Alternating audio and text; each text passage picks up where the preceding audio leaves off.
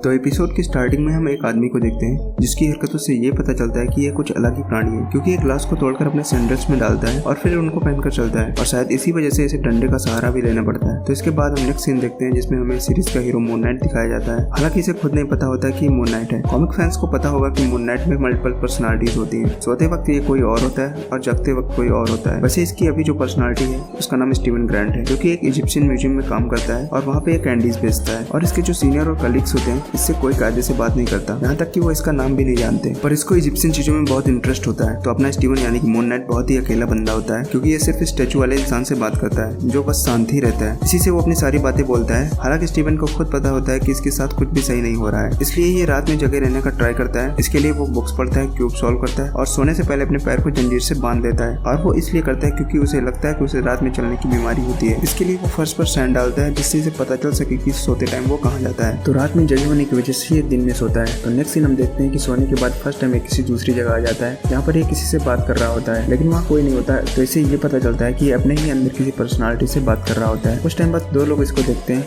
और वो इस पर फायरिंग करने लगते हैं। ये किसी तरह जान बचा के सिटी के अंदर आ जाता है। वहाँ पर हम वही इंसान को देखते हैं जो कि सीरीज के स्टार्टिंग में दिखाया गया था, मतलब कि वही अजीब सा बंदा जिसका नाम आर्थर हॉरो होता है और इसको बहुत से लोग फॉलो कर रहे होते हैं। ये एक मिस्टीरियस आदमी होता है। इसके हाथ पर एक टैटू होता है जिससे कि वो सोल्स का जजमेंट करता है, मतलब कि वो अच्छी आत्मा है या बुरी आत्मा। सबसे पहले वो एक आदमी को बुलाता है और उसका हाथ पकड़ता है और बताता है कि उसकी सोल प्योर है। और वहीं पर एक लेडी आती है और वो उसका भी हाथ पकड़ता है, फिर बताता है कि उसकी आत्मा प्योर नहीं है और उस लेडी की वहीं पर डेथ हो जाती है। उसके कुछ टाइम बाद वो स्टीवन को देखते हैं। ऐसा लगता है जैसे कि वो पहले से स्टीवन को जानता है। और जो बंदे स्टीवन पर गोली चला रहे होते हैं वो हॉरो के ही बंदे होते हैं। वो इसके पीछे इसलिए होते हैं क्योंकि इसके पास एक गोल्डन स्कैरब होती है। ये एक तरह का कंपास होता है जो कि पर्टिकुलर जगह को इंडिकेट करता है। हॉरो वो स्कैरब उससे मांगता है और स्टीवन उसको देना भी चाहता है, मगर उसकी कोई दूसरी पर्सनालिटी उसको रोकती है। लेकिन आर्थर के बंदे जबरदस्ती उससे स्कैरब छीनने लगते हैं। तो उसके अंदर से एक अलग पर्सनालिटी आती है और वो सबको मार देता है। फिर वो कार से उसका पीछा करते हैं। तो हर बार जब वो बंदे उसके पास आते हैं तो उसकी पर्सनालिटी चेंज होती रहती है और वो सबको मार देता है। और इसके बाद दिखाया जाता है कि स्टीवन फिर नींद से उठता है और उसको लगता है कि अभी उसके साथ जो भी हुआ वो एक ड्रीम था। हालांकि उसको बाद में पता चलता है कि अब पूरा दिन बीत चुका है और उसे डेट पर म्यूजियम की एक लड़की के साथ जाना था। ऑब्वियसली ये लड़की स्टीवन से इम्प्रेस तो नहीं हुई होगी, ये उसके दूसरे कैरेक्टर से इम्प्रेस हुई होगी। फिलहाल उसकी डेट मिस हो गई होती है और उसकी फीस भी अब चेंज हो गई होती है। उसे समझ नहीं आता है कि उसके साथ क्या हो रहा है और वो पूरी तरह फ्रस्ट्रेट हो जाता है क्योंकि उसकी एक पर्सनालिटी पैरेलल में एक लाइफ जी रही होती है। फिर दिखाया जाता है कि रूम में उसे लॉकर में एक की और एक सेल फोन मिलता है जिसमें लायला के मिस कॉल पड़े होते हैं। और फिर अचानक से उसी लायला का कॉल भी आ जाता है जिसे स्टीवन उठा लेता है, बट उसे वो मार्क के नाम से बुला रही होती है। स्टीवन को कुछ समझ नहीं आता। नेक्स्ट सीन हम हॉरर सीन देखते हैं जिसमें हमें खोंसू को दिखाया जाता है जिसकी खोपड़ी फैल्कन सी होती है और ये डरावना प्राणी गॉड ऑफ मून और गॉड ऑफ वेंजेंस होता है। इसकी तरह और भी गॉड होते हैं जो कि अलग डायमेंशन में रहते हैं। तो ये सारे गॉड ह्यूमन की लाइफ में डायरेक्टली इंटरफेयर नहीं कर सकते हैं, तो ये सब अपना अवतार बनाते हैं। उसी तरह स्टीवन के अंदर भी खोंसू का अवतार होता है जिसका नाम मून नाइट होता है। तो स्टीवन खोंसू से भागते हुए म्यूजियम आ जाता है जहाँ पर वो आर्थर हॉरो को देखता है और यहाँ पर पता चलता है कि हॉरो का कल्ट बहुत बड़ा है क्योंकि वहाँ का सिक्योरिटी गार्ड और वहाँ के कई लोग कल्ट के मेंबर होते हैं। फिर आर्थर स्टीवन से बात करता है जिससे पता चलता है कि आर्थर एक इजिप्शियन गॉड एमिट को फॉलो करता है। तो एमिट एक गॉडेस होती है जिसका फेस क्रोकोडाइल जैसे होता है और हम कई जगह क्रोकोडाइल को देखते हैं, जैसे कि उसकी छड़ी पर और उसके टैटू पर क्रोकोडाइल बना होता है। और इसको ईटर ऑफ डेथ भी बोलते हैं, जैसे कि हम देखते हैं कि हॉरो एक लेडी की आत्मा को निकाल लेता है, इसलिए एमिट को ईटर ऑफ डेथ भी कहा जाता होगा। हालांकि ये नहीं पता होता है कि एमिट अच्छी गॉडेस है या बुरी गॉडेस है, but according to harrow emit एक अच्छी गॉडेस होती है। और वो स्टीवन को बताता है कि उसे उसके साथ वाले गॉड्स और उसके अवतारों ने धोखा दिया है। और फिर हॉरो पाप पुण्य वाला एक्सपेरिमेंट स्टीवन पर करता है, लेकिन वो फेल हो जाता है क्योंकि इसमें दो पर्सनालिटी होती है, एक जो अच्छी होती है और एक बुरी। फिर स्टीवन वहाँ से कैसे भी भागने लगता है और आर्थर उसके पीछे एक क्रिएचर भेजता है। इजिप्शियन में इसको जैकल क्रिएचर बोलते हैं। हॉरो ने ही इसको स्कैरब लेने के लिए स्टीवन के पीछे भेजा होता है। फिर हम देखते हैं स्टीवन मिरर में अपनी दूसरी पर्सनालिटी को देखता है, यानी कि मार्क की पर्सनालिटी को देखता है। वो उसे कुछ टाइम के लिए उसका बॉडी मांग रहा होता है जिससे कि वो उसे उस क्रिएचर से बचा सके। स्टीवन न चाहते हुए भी अपनी बॉडी को दे देता है और फिर हम वहाँ मून नाइट का सुपर लुक देखते हैं और मून नाइट उस क्रिएचर को बुरी तरह मार देता है और रूम की हालत देखकर पता चलता है कि मून नाइट बहुत पावरफुल है और यहीं पर ये एपिसोड खत्म हो जाता है।